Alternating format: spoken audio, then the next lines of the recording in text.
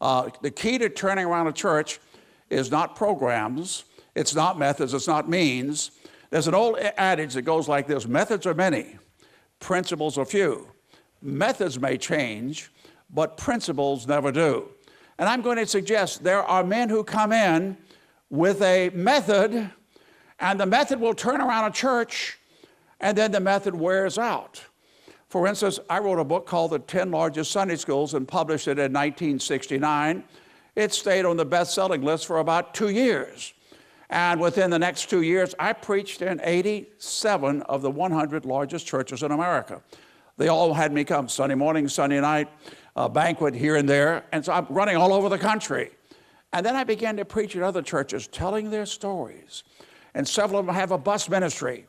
And I can remember a pastor standing up when he gets finished and said, "We're going to buy buses. They cost about $1,000 each. I need 10 men to stand up and give me $1,000. And 10 men would stand up. He would get the money. He would go out and with $10,000 and buy 10 buses.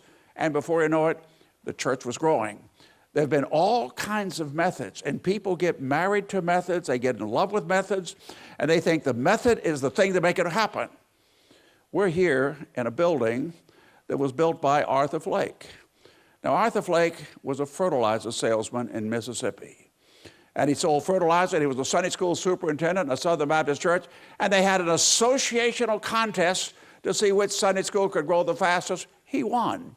So they made him chairman of the Sunday school division in the association.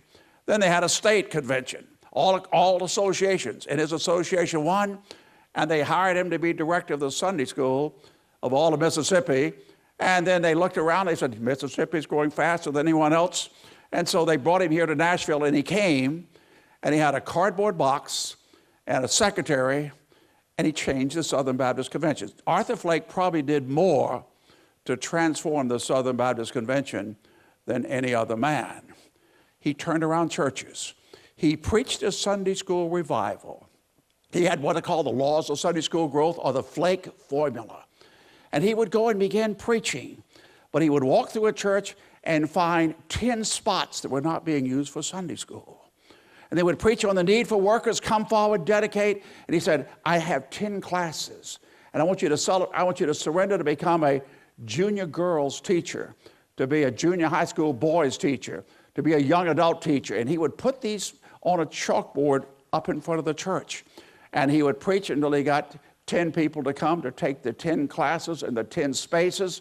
And on Saturday, he'd go out and knock on doors. And each one had to fill the class. And then 2 or 3 months later, the church that was running 100 had 10 more classes or 10 more people, and then when I was running 200.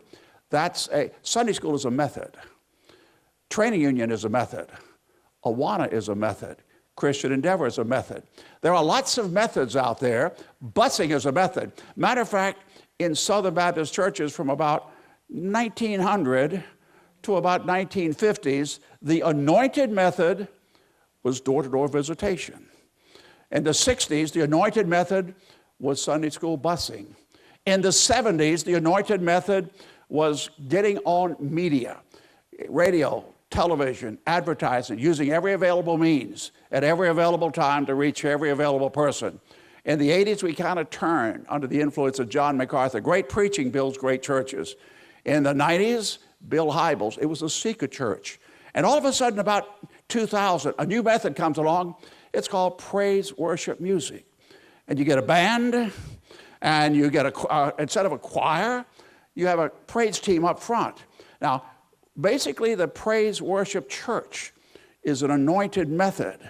Now, methods are many, principles are few.